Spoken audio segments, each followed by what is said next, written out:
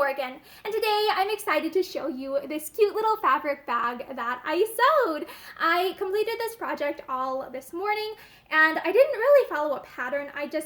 I've made enough fabric bags before that I've kind of like figured out, okay, this is what I do in what order, and I've just taken the skills that I learned hitherto and applied that to this project.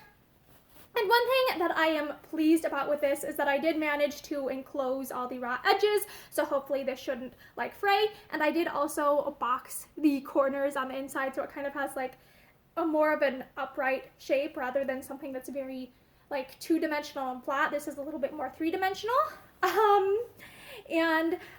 This is like 2 layers, so it's the outer layer and the lining layer, and they're in the same fabric.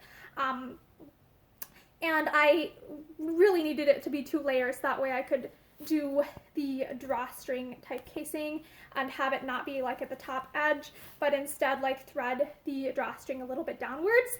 I'm not really sure if I'm describing that very well, but I think this is a cute little gift bag, and I did end up going with like a contrasting like cream color for the thread and stuff because I have this, I guess I describe it as like a tape or ribbon. I have a lot of it in this color, so that's why I went with the creamish color.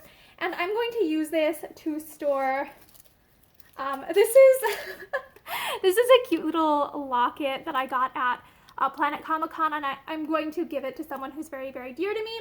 And so I was like, I think I'm going to use a fancy like fabric gift bag to wrap it up in instead of like, I don't know, more traditional wrapping materials, just because I want it to be, you know, a little bit extra special. And then I'm just going to tie it like so, except I kind of want to make it